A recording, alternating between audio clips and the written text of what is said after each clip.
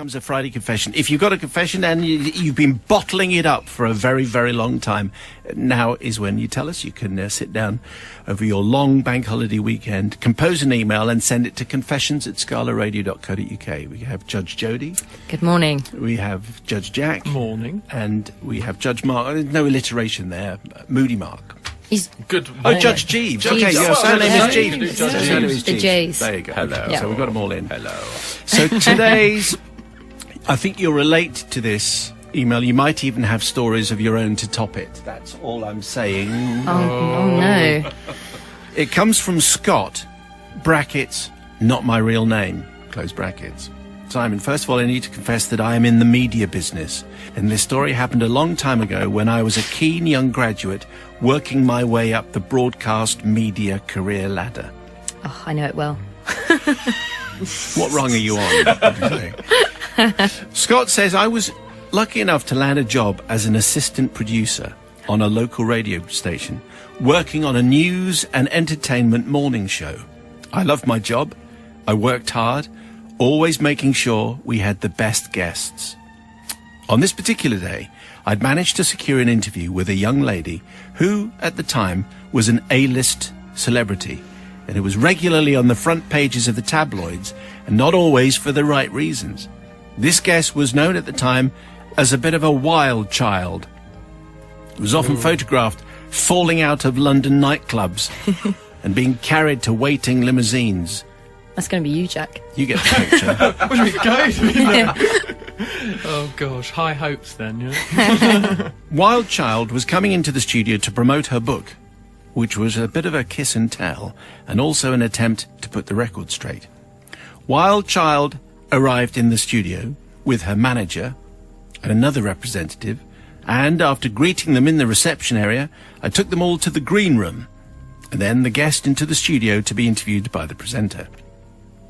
When I returned to the green room, I started making polite small talk with her manager and representative and started asking them about the book. By now, the interview had started and was being played live in the room so we could all listen. As the guest started describing how she came to be involved in the party scene at such a young age, I turned to her people and I said, you can't blame her really, and I shook my head. I'm sure none of this is her fault. I shook my head and the others nodded theirs because they were obviously agreeing with me. And if only I had stopped there. But then I went and added, I mean, what kind of mum would allow their daughter to behave like that? Even encourage that kind of behaviour?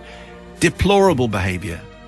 I bet her mother's a monster. Oh no. I know what's coming. Oh, You do. Keep digging. At which point, the manager looked at me and said, have you met Wild Child's mother? Gesticulating to the other representative, who was only in the room. It gets worse. Oh, God. Obviously, I was mortified and in true tabloid style quickly made my excuses and left. In fact, I left the building altogether and went for an early lunch break. And by the time I returned, they had left. I never told the presenter or any of my colleagues what I had said. But the story has entered family folklore, and every time the story comes up, I feel both ashamed and embarrassed at my unprofessional behaviour. If you could find it in your heart to forgive me for such unprofessional behaviour, I would be incredibly grateful. I left that particular job soon after for the safer waters of commercial television. All right. So who knows? This is Good to probably- know. This could be from, Oh my gosh. this could be from Eamon Holmes or something like that. I mean, who knows? Imagine. Anyway, so that is that's a very interesting media-style story. Who knows where that's going to lead? Let's check in with Judge Jody first of all. I feel nervous just even listening to that. Just kind of one of those times you just want the ground to swallow you up and just disappear.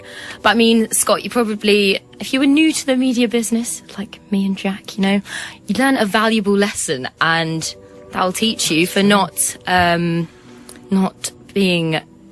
acting like that again. So I'm going to forgive you. You are gonna forgive. Learn a valuable lesson. Judge Jack.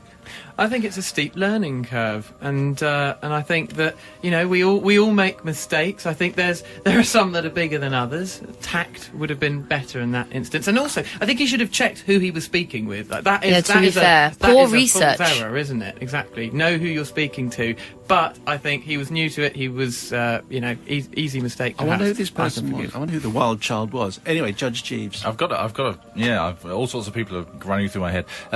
Completely forgiven. We've all done it. It's very easy to do, and I have made appalling faux pas amongst all sorts of celebrities, because the difficult thing is sometimes they bring so many people. You know, you've had guests here, and there's 37 people outside.